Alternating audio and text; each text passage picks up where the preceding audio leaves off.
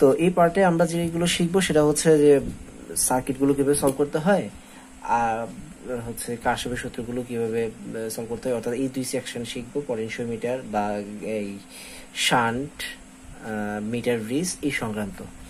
আচ্ছা, তো আমরা চলে যাই। এর আগে আমরা কিছু একটু সংক্ষেপে একটু কিছু বেসিক জেনে নিই যেগুলো আমাদের খুবই কাজে লাগবে।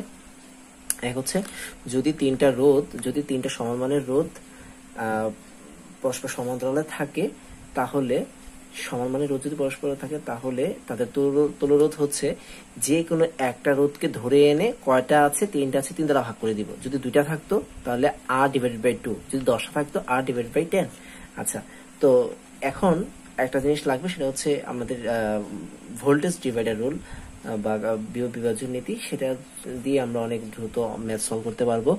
যেমন এই দুইটা রোধ ভি ভোল্টেজে সংযুক্ত এবং এরা শ্রেণীতে আছে। ভোল্টেজ বিভাজন নীতিটা শ্রেণীতে কাজ করে। তো আমি যদি R1 এর ভোল্টেজ বের করতে চাই, উপরে লিখবো R1, নিচে যতজন আছে যোগ ইনটু ভি। আমি যদি R2 এর ভোল্টেজ বের করতে চাই, তাহলে উপরে লিখবো R2, উপরে লিখবো R2, আর নিচে লিখবো যতজন আছে ততজনের যোগফল। জাস্ট এই দুটেই আমরা আপাতত শিখবো। আচ্ছা, তাহলে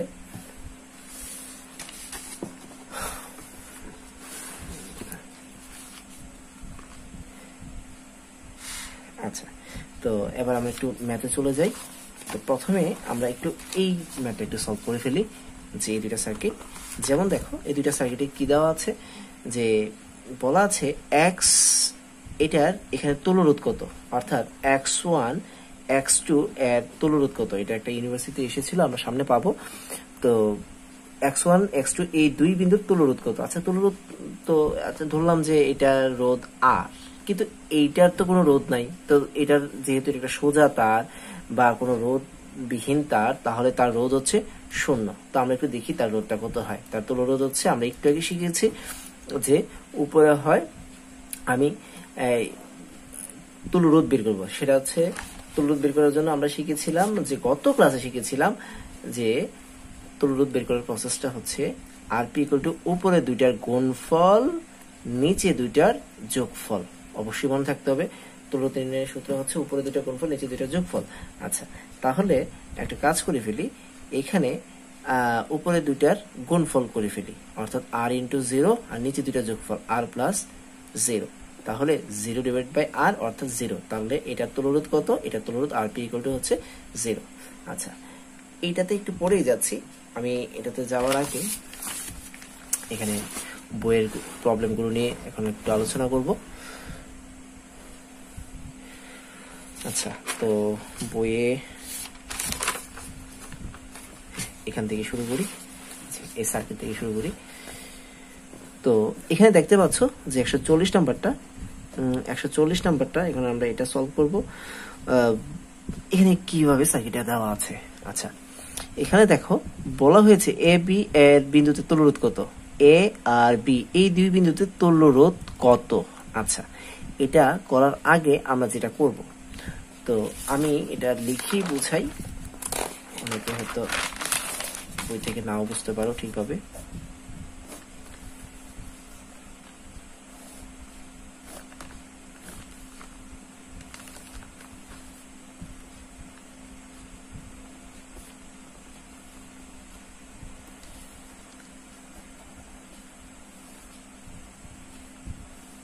আচ্ছা, সবাই একটু লক্ষ্য করো যে এই দুই বিন্দুর বলা হয়েছে যে এই দুই বিন্দুর তুল্যরোধ কত, অর্থাৎ এ আর বি এর তুল্যরোধ কত, এবি বিন্দুতে তুল্যরোধ কত। আচ্ছা, তো একটা কাজ করে ফেলি, এগুলো সব হচ্ছে 2 2 2 2 2 2 করে সব।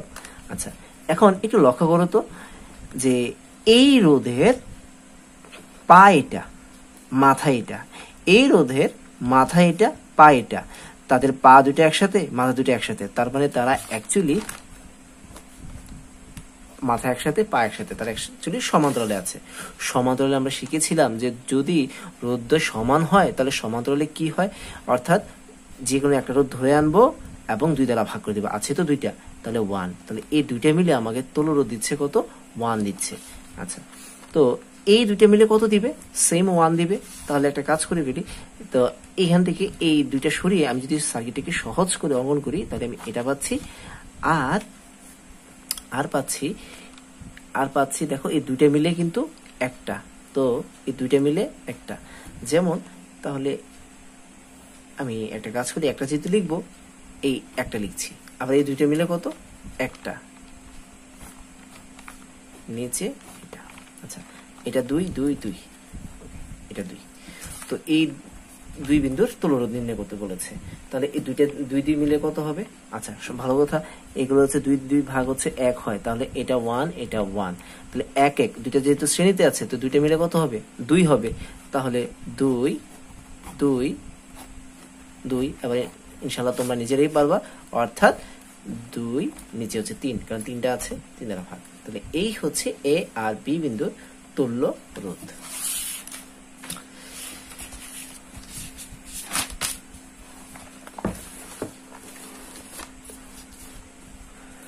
আচ্ছা, এবার একটু এখানে চলে আসি, যে এখানে বলা আছে যে একই দৈর্ঘ্য একই পদার্থ দিয়ে তৈরি দুটি তার পি ও কিউ কে একটি ব্যাটারির সাথে সমান্তরালে সংযুক্ত করা হয়েছে।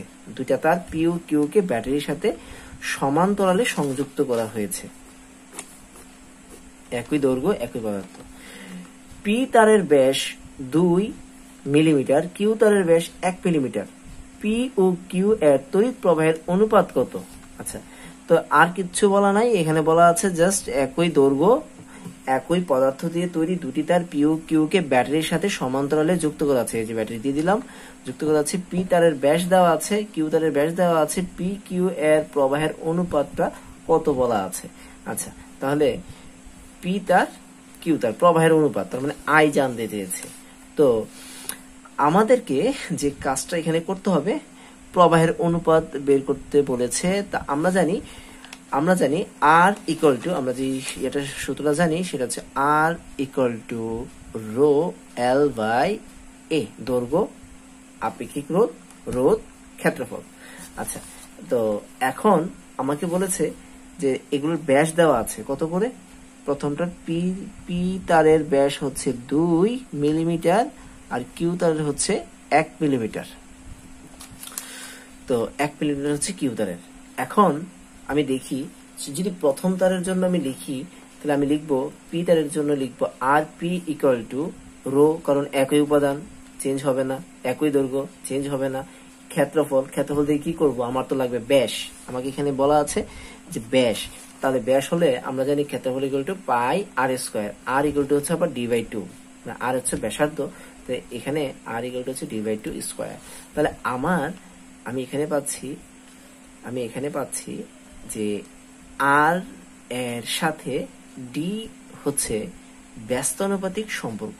একটু দেখো তো, পাই দুইজনের জন্য সেম, 2 এর মান দুইজনের জন্য সেম, রো সেম, এল সেম। যারা ধ্রুবক তাদেরকে আমরা উচ্চ করব, তাদেরকে আমরা কনসিডারেশন আনবো না। আমাদের দরকার হচ্ছে যারা চলক গুলো। তাহলে ডি যেহেতু নিচে আছে, তাহলে 1/d স্কোয়ার, ডি এর মান পরিবর্তনশীল, আর হচ্ছে ডি পরিবর্তনশীল হলে রোধ পরিবর্তনশীল, অর্থাৎ ডি এর সাথে আর হচ্ছে একটা ব্যস্তানুপাতিক রিলেশন। তাহলে তুমি বলে ফেলো, আমি যদি বলি আর পি আর কিউ, তাহলে তোমার জন্য সূত্রটা দাঁড়াবে আর পি, দেখো এটা উপরে হলে এটা নিচে হবে, তাহলে এটা হবে ডিপি স্কোয়ার আর ডি কিউ স্কোয়ার।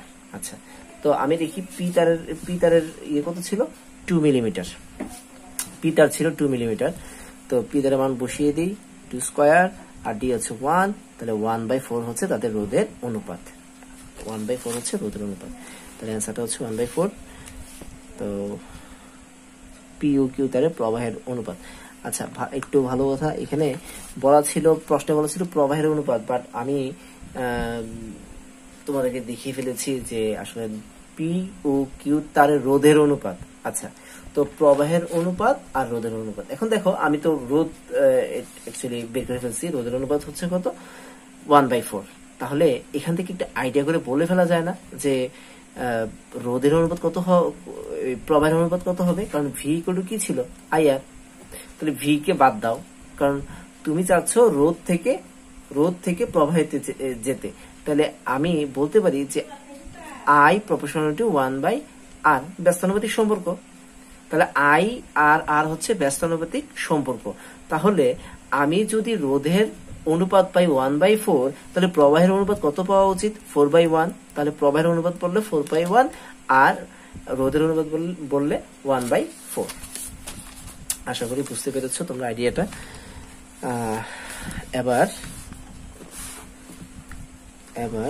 আমি একটু ভালো অঙ্কতে চলে যাই, যে শ্রেণী সমবায়ে যুক্ত তিনটি সমান রোধকে একটি তড়িৎ চালক শক্তি উৎসের সাথে সংযুক্ত করলে মোট 10 ওয়াট ক্ষমতা ব্যয় হয়।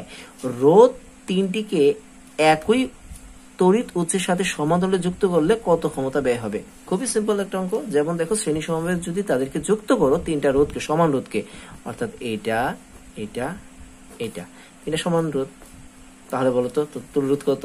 তো তুল্যরোধ হচ্ছে এক কথায় 3R, তিনটা যোগ করলে তাহলে RS ইকুয়াল টু হচ্ছে 3R। তো তড়িৎচালক শক্তি উৎসের সাথে যুক্ত করলে 10 ওয়াট ক্ষমতা ব্যয় হয়। তাহলে এখানে ক্ষমতা হচ্ছে 510 ওয়াট। আর রোধ তিনটিকে একই তড়িৎ উৎসের সমান্তরালে, অর্থাৎ যদি আবার সমান্তরালে যদি আমি এদেরকে কানেক্ট করি, তাহলে তুল্যরোধ হচ্ছে RP ইকুয়াল টু, এগুলো রোধ আর করে ধরে নিলাম যে আর করে, তাহলে R/3। তখন নাকি বলা আছে যে যুক্ত করলে কত ক্ষমতা ব্যয় হবে, অর্থাৎ P ইকুয়াল টু হোয়াট। তা আমি যেহেতু এটা শ্রেণীতে, এটার নাম PS দিই আর এটার নাম দিই P প্যারালাল। ওকে, তাহলে আমাকে এটা বের করতে হবে। এখন আমি দেখি আর এর সাথে P এর সম্পর্কটা কেমন। আমরা জানি P ইকুয়াল টু V²/R। যেহেতু তড়িৎ উৎস সেম, তাহলে সেক্ষেত্রে তড়িৎ উৎস যেহেতু আমরা এখানে ই লিখতে পারি, কারণ ই হচ্ছে তড়িৎচালক শক্তি, E²/R। তাহলে পি এর সাথে আর হচ্ছে ব্যস্তানুপাতিক সম্পর্ক। তাহলে আমরা পাচ্ছি যে যদি আমি PP লিখি আর এখানে যদি লিখি PS, শ্রেণী সমবায় ক্ষমতা, তাহলে দেখো এটা ব্যস্তানুপাতিক, তাহলে একজন উপরে থাকলে আরেকজন নিচে থাকবে। তাহলে এখানে হবে আর পি এর সাথে আর, এখানে হবে আর পি, কারণ ব্যস্তানুপাতিক সম্পর্ক কিন্তু যে পি এর সাথে আর হচ্ছে ব্যস্তানুপাতিক, পাওয়ারের সাথে রোধ হচ্ছে ব্যস্তানুপাতিক। তাহলে এটা আর এখানে হবে আর এস। তাহলে আরপি কত? আরপি হচ্ছে R/3। RS কত? RS হচ্ছে 3R। আর কেটে দেই, অর্থাৎ 9। তাহলে PP is to PS 9:1। তাহলে অনুপাতটা হচ্ছে 9:1, মানে 9 গুণ। দেখো তো মানটা কার বেশি? এই প্রথমটা রিপ্রেজেন্ট করে প্রথমটাকে, দ্বিতীয়টা রিপ্রেজেন্ট করে দ্বিতীয়টাকে। তার মানে প্যারালালে পাওয়ার 9 গুণ বেশি পাওয়া যাবে। প্যারালালে পাওয়ার অর্থাৎ সমান্তরালে সংযুক্ত করলে তাদেরকে 9 গুণ বেশি ক্ষমতা পাওয়া যাবে। তো এখন বলা, এখানে কিন্তু একটা মান দেওয়া ছিল আমার, যে একটা মান দেওয়া ছিল সেটা হচ্ছে এই PS 10 ওয়াট। তো PS যদি 10 ওয়াট হয়, তো ডাইরেক্ট আমি PP বের করে ফেলতে পারি। PP ইকুয়াল টু হচ্ছে 9 × 10, অর্থাৎ 90 ওয়াট পাওয়া যাবে।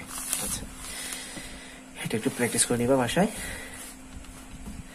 এবার আসো যে এটাতে যাই, এটা পারবে, আগে করানো হয়েছে আগের ভিডিওগুলোতে। আচ্ছা, এটাও তোমরা পারবে।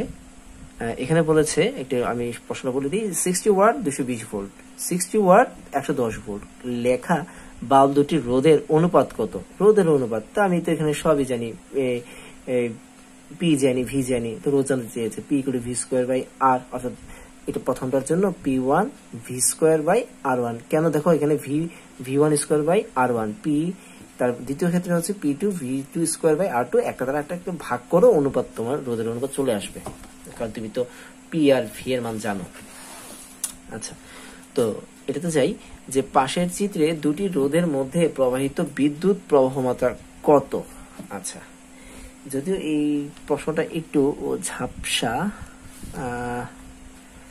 প্রশ্নটা আসলে এতটা ইয়ে না, তাহলে তারপর আমি একটু বুঝিয়ে দিই। এটা প্রশ্নটার মধ্যে ক্লিয়ার না প্রশ্নটা।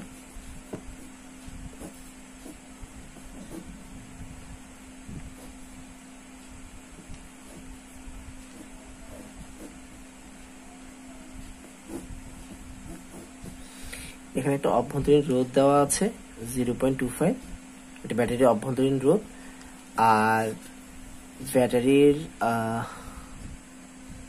ব্যাটারির পাওয়ার দেওয়া আছে কত যে দিয়েছে এটা, আচ্ছা 2, ব্যাটারির পাওয়ার দেওয়া আছে 2। আর R1 এটা 5, এটা হচ্ছে 15, এটার প্রবাহ হচ্ছে I1, এটা হচ্ছে I2। ওকে, তাহলে আমার প্রশ্ন হয়েছে, তারা প্রশ্ন করেছে I1 আর I2 কত। তো এই I1 I2 এটা জানতে হলে যে কাজটা করতে হবে, এটা সার্চে এসেছে, আমাকে কারেন্ট ডিভাইডার রুলটা একটু জানতে হবে। কারেন্ট ডিভাইডার রুল, আচ্ছা কারেন্ট ডিভাইডার রুলটা আমি একটু বলে ফেলি। যদি কারেন্ট ডিভাইড হয় কিন্তু প্যারালালে, আর বিভব বিভাজন নীতি হয় শ্রেণীতে, বিভব বিভাজন হয় শ্রেণীতে, আর কারেন্ট ডিভাইড হয় সমান্তরালে, তাহলে সমান্তরালের জন্য কারেন্ট ডিভাইডার রুল, আর প্যারালালের জন্য শ্রেণীর জন্য হচ্ছে ভোল্টেজ ডিভাইডার রুল। তাহলে এটা কিভাবে আমরা বের করব, আমি একটু এটা বলে নিই। যে যদি এমন হয় যে R1 R2 দুইটা থাকে, দুইটা বেশি আমাদের থাকবে না, I1 I2। তো যদি বর্তনীর মূল প্রবাহ আমার জানা থাকে, অর্থাৎ মূল প্রবাহ যদি I হয়, বর্তনীর মূল প্রবাহ এসে দুই ভাগে ভাঙলো। এখন আমি যদি বলি I1টা কত, এদিক দিয়ে কত গেল, তাহলে I1 ইকুয়াল টু হবে, সূত্রটা হচ্ছে যে I1 ইকুয়াল টু হচ্ছে R1 ডিভাইডেড বাই, অর্থাৎ I1 লিখলে R1, নিচে হবে দুইটার যোগফল R1 প্লাস R2 ইন্টু মূল প্রবাহ। তখন ওই ভোল্টেজ ডিভাইডেড রুলে ছিল ভোল্টেজ, এখানে ছিল V1, আর এক্ষেত্রে প্রবাহের ক্ষেত্রে জাস্ট এখানে I1 আর এখানে I হবে, জাস্ট এটা মনে রাখবে, আর কিছু রাখবে না। এবার আমরা চলে যাই আমাদের এটাতে। আমাদের এটা জানতে হলে, এখানে I1 I2 জানতে হলে আমাকে মূল প্রবাহটা জানতে হচ্ছে, তো মূল প্রবাহ বের করে ফেলি। এই দুইটা তুলরোধ কত বলে ফেলো, এই দুইটার তুলরোধ হচ্ছে 15, আর এতে আমরা শিখেছিলাম যে উপরে দুইটার গুণফল, নিচে দুইটার যোগফল। তো 15 আর 5 যোগ করলে হয় 20, অর্থাৎ 75 20।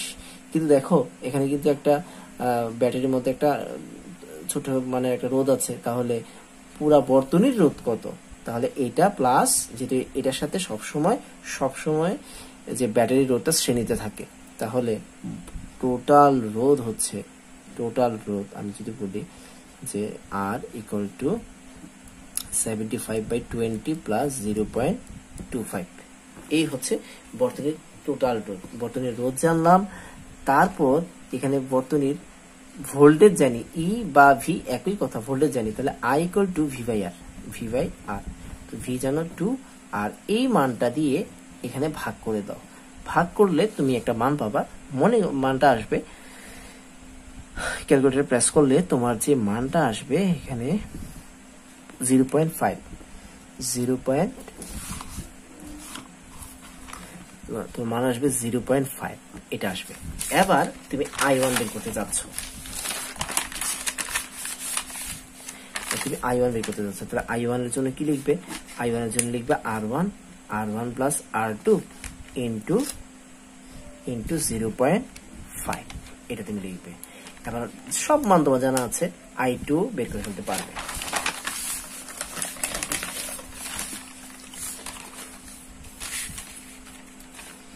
এরপরে চলে যাই আমরা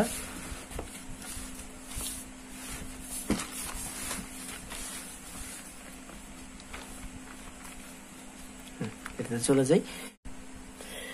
ওকে, আমরা 146 নম্বরতে চলে যাই। এখানে বলা আছে যে 12, 16, 20 ওহম বিশিষ্ট তিনটি রোধ সমান্তরালে যুক্ত করার পর আর কত রোধ, তিনটা সমান্তরালে যুক্ত করার পর আর কত রোধ সিরিজে যুক্ত করলে মোট 25 হবে, অর্থাৎ সবটা মিলে মোট 25 হবে। তাহলে তিনটার তুলরোধ বের করে ফেলি।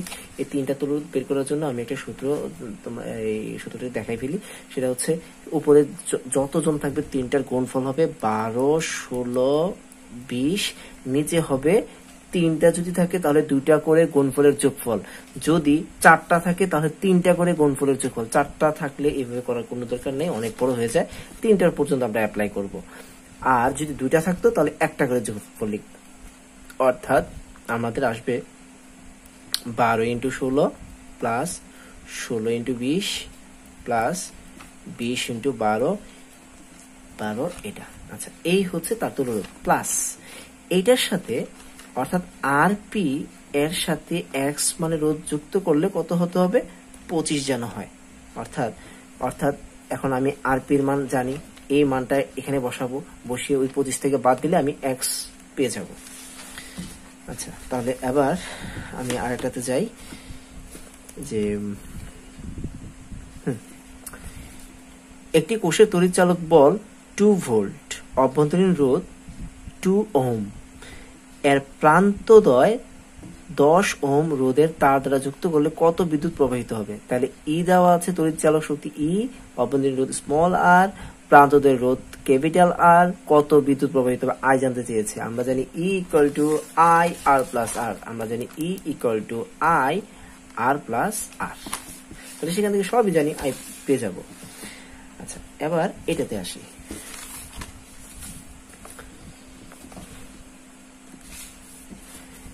$220 ভোল্ট এত ওয়াট বাল্ব, এটা আমরা আগে করে ফেলেছি, আগে ভিডিও তো করা আছে, এটা করি।